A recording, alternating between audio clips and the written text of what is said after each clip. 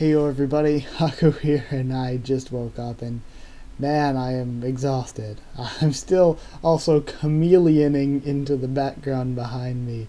But time to read Tower of God, chapter 323, season 2, episode 243. Got it. Killed it. Yeah, so let's read this again to make sure that I'm catching if my computer messes up. I'm probably going to be checking my recording a lot throughout this live reaction. And the thumbnail for this chapter had some freaky looking face or something. I have no idea where that's coming from or what it has to do with anything. So I'm pretty interested to see what it is, why it's in the thumbnail, why it's in the chapter. What the hell is it? In the first panel, when I first open up the chapter, getting my recording set up and anything, all I see is the top of Garam's head, and yeah, I met him. So Garam is talking to somebody. What you doing, Garam? Yeah, I met him. That's right. Let's let him take the test. Who is she working with? What is this? I'm not sure it will be tough, of course. I'm not... Oh, okay, a period there. That totally changes the context. I'm not sure. It will be tough, of course, but I'll just have to trust him. What are you talking about? What? She activated 2 13 months at once. Yo, Garam about to come in to where Yuri is. I want to see this. And we go back to Yuri activating the 13 months. Princess, says Evan. Yo. And Andrassi's face from the wind blowback. We have Kun and Warian, of course, as well. The 13 months ignition. Oh, what? Who the hell is that? And we see Heljo smiling, of course. Is that the one that Karaka told me about? Oh, so we were thinking that Karaka meant Bomb, or maybe even Hockney, but no, he meant Yuri? Oh yeah, 'cause Yuri is strong enough to break the spell. Very interesting. I'm not sure how Heljo plans to use Yuri, but either way. 43rd floor, the Hell Train, the floor of death, 12. Still have some cool artwork of this ignition. Just basically Super Saiyaning right now, not seeing any specific powers. Ah, what the heck is that? And the lighthouses with Sanchez are getting blown around. Oh, things are starting to calm back down.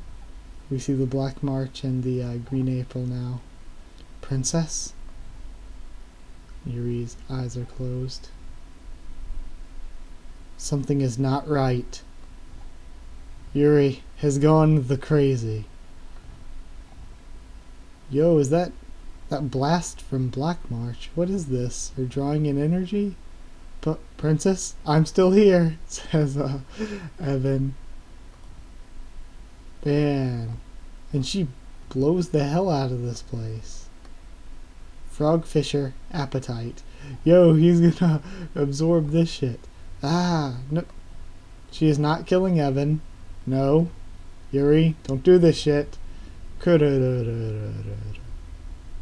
we see, Wilcott is blown to shit. Princess, and Evan's arm is also blown to shit. She seems like she's totally out of her mind. What on earth has happened? This is incredible, says Kun. But doesn't she seem a bit strange, says Andrassi, attacking her own ally. Yo, this is a really cool panel. I like this panel. With those three, and of course Boro and Iroro in the background. What's going on? My body isn't recovering, says Wilcott, or thinks Wilcott. If that dwarf did not stop it, it would have blown away.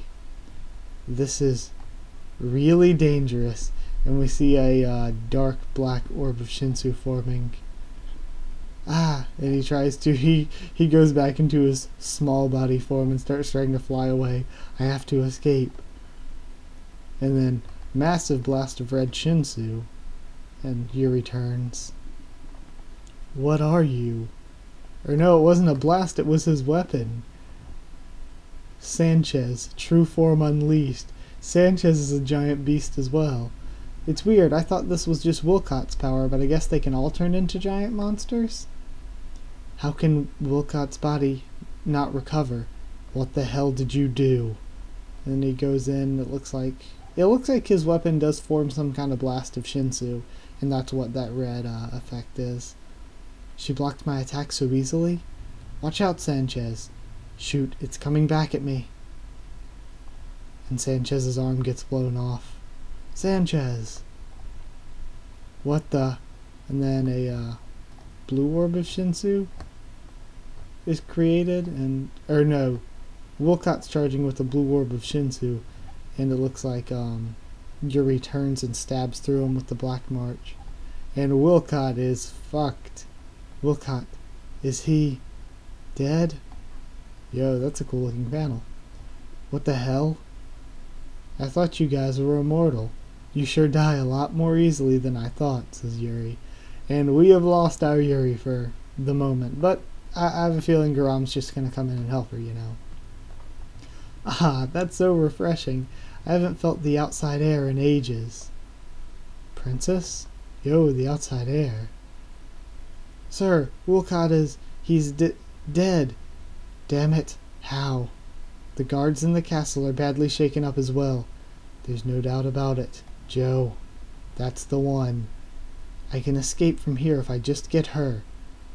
Yo, and he jumps on top of one of the giant insects. Let's go. That's a cool panel as well. The art is on point this week. At the same moment, a passage in Grandaja's castle. It's so quiet. And we have Bomb Mata and Hockney, of course. Does that Deja guy really live here? I really like this design with the overgrown plants and everything. Yeah, if we head inside just a bit further, you'll see where he lives. And then we see some beasts to block their way. It's the giant lizards that live here. They're usually docile, but vicious towards intruders. I will deal with them. Let me see. It's the light bulb. What are you doing, light bulb? Oh, the light bulb made a flash and they all ran away. They're scared of light, hehe. They may not be immortal like leeches, but they swarm if you attack them, so it'd be best to drive them away. Let's go. Thanks, we would have been in big trouble if you weren't with us, Mata. Haha, don't mention it. But if Mata's been here before, does that mean that you came with him, Hockney? I'm not sure, he says. I have almost no memories of my past. What? I lost my memories somewhere and came back to life when Mata found me. I've heard a bit from Mata about my past, but I don't remember exactly what caused me to lose my memories. What I know for sure is that someone named Hell Joe is hunting me down. Oh, so he doesn't remember working for Hell Joe and all that. And that for some reason part of my soul was absorbed into my picture, the red light. Yeah, a lot of us had guessed that. Hold on, just making sure my recording's okay. Yeah, it looks fine. So I was able to leave this place, your soul, into your picture. Yeah, I don't know how my soul ended up in my picture, but because of that, my soul was able to escape from the spirit room. Okay, so that explains how he's alive then. Having found out about that, Helljo thought that I was able to put people's souls in pictures, so he captured me and ordered me to draw his portrait, but I refused. Angered by this, he sold the red light to the outside world, that petty jerk. Why didn't you draw his portrait? I just don't like drawing when someone forces me to. It's an artist thing, he says. Just so you know, I've never seen the completed version of that picture with my own eyes. The picture was already gone after I lost my memories and awoke again, but part of me feels empty after losing that picture. So if I find all of the pieces of that picture and complete it, I feel like this empty spot in my heart will be filled, and the memories of my past will come back, and maybe these monstrous eyes will go back to normal. Your eyes. Actually, I can see, both future and present. What? Within the same field of vision, I see both the present and a few seconds into the future. For example, I might see a person jumping and then falling a few seconds later. Of course, I can almost completely block it if I try not to see it, but I'm forced to see it at important moments. People all envy this ability and try to use it, but to an artist like me, this ability is a nuisance. Drawing means capturing a single moment on a fixed canvas, right? But no matter what I draw, it will be a distorted version of space-time. When I try to focus and draw something, I see the present and future together. These eyes are a curse to me. Long ago, as I was climbing the tower, this girl who happened to end up on the same team as me asked me to draw her. Okay, now, let's see who was on his team if it's somebody important. She was a really good person, and I needed a model, so I agreed. Interesting. She had a round face and was always smiling. I wanted to draw that smile of hers in a picture. So I picked up my pencil in order to capture that moment. But at that moment her face changed into her face in the future when she would be writhing in pain from a needle that impaled her neck. In the moment that I shouted to her in surprise, a needle came flying and penetrated her neck, and she died right there on the spot. I found out later that she and the other teammates had planned to use the picture as bait to kill me and steal the items I was carrying. But when I saw the future and shouted, one of the teammates missed his aim and the needle ended up hitting her. Some might say that I survived because I'm able to see the future. But I don't think so. What? I just want to see the present as it is. Even if I get killed by a needle flying at me, I want to appreciate her smile with a sense of pure beauty. Even if it's fake, I'd like to draw that moment. Whether it's the past, present, or future, I think that it's most valuable when you're standing in that moment. Living my life based on the past me, without knowing the future me, that's what matters most right now. So he wants his memories, he wants the past, and he's like, screw the future. I like this, because we have a character that can see the future, but doesn't actually want to, because that is kind of a pain on you. Especially, like, it's the whole Professor X hearing everybody's voices kind of issue, where it's like, if you're the only one that this happens to, essentially, like, it's maddening having to deal with this. Like, it's probably maddening to have to deal with knowing the future when nobody else does. Then let's go look for it together, since you're helping me, Hockney.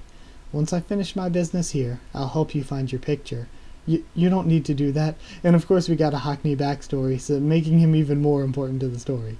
It's alright, I'm actually in a similar position to you, so I'd like to help you. This whole Bomb and Hockney team up, and I'm sure that my friends will want to help you also. Although Kun may grumble a bit. Friends. Thanks. Thanks, you too. Don't mention it. You're helping me too, Hockney. Yeah.